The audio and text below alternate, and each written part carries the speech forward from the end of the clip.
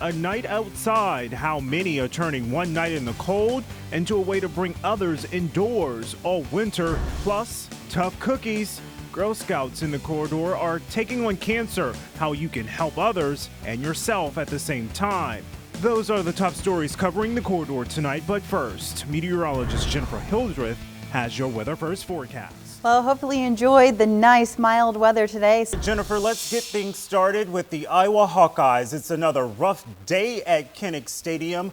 This one, though, was a heartbreaker for Hawkeye Nation. Sports anchor Landon Stoller joining us now. And Landon, I think we're all wondering what went wrong. A corridor sports venue is turning into a campground for the night. The Cedar Rapids Colonels are hosting campers for a good cause. CBS 2's Brittany Borghi live there at Vets Memorial Stadium now, where Brittany, understand people are already set up for the night. In other news tonight, the trial for the father of one of the two missing cousins is delayed for now. Daniel Morrissey's trial for drug and assault charges will be heard next month. It was scheduled to begin Tuesday, but defense attorneys are still trying to get the trial moved. Morrissey is the father of Lyric Cook, who disappeared with her cousin Elizabeth Collins back on July 13th. The FBI believes the girls were abducted, and lawyers say publicity from the girls may not give Morrissey a fair trial. An auto repair turns into a garage fire in Cedar Rapids. Firefighters were called to an Oakland Road address Friday night when a garage began burning. Investigators say a man using a torch to fix a car's suspension accidentally caught the back seat on fire. The fire spread, destroying the vehicle and tools and everything else inside of the building. It doesn't appear that anyone else was hurt. Traffic on one of Cedar Rapids' streets has stopped for now, so foot traffic will be safer. Workers closed 10th Street Southeast this morning for the Skywalk installation. The span is going up between 1st and 3rd Avenues. Things should be back to normal by Monday morning. And Cedar Rapids is getting a new twist on Girl Scout cookie sales. One group of scouts is selling sweets to help others have a sweeter life. CBS 2's David Scanlon talks with the girls who are helping in the fight against cancer. Covering the corridor in Cedar Rapids, David Scanlon, CBS 2 News.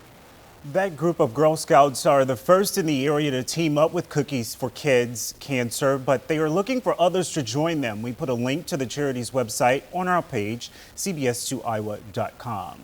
An Anamosa couple is drumming up support to help out the victims of Superstorm Sandy.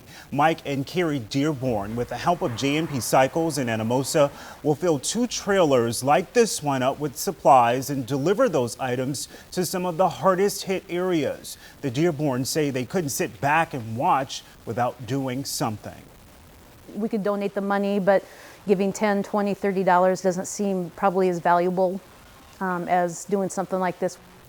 And we have heard from many of you who would like to help. So the Dearborns will be here at Broadcast Park tomorrow collecting supplies. Feel free to drop by between noon and 3 p.m. We're told they're looking for donations of water, blankets, clothes, and cleaning supplies. A rough day for football fans in Iowa coming up here on the CBS 2 News at 10. Iowa's rough day on the gridiron and what the head hawk says about the loss today. Plus, helping neighbors, how New Yorkers are banding together to fight back against the damage from Superstorm Sandy.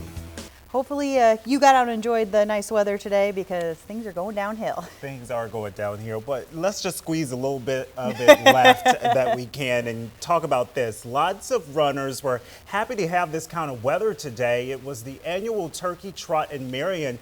And Jennifer, our very own Jason Vincent and Joy Howe from the CBS 2 Morning Show were there to run. Money from the event helps Horizons, a human services agency helping local families. Waiting for answers. What's taking so long for the power to come back after Sandy hit the shore?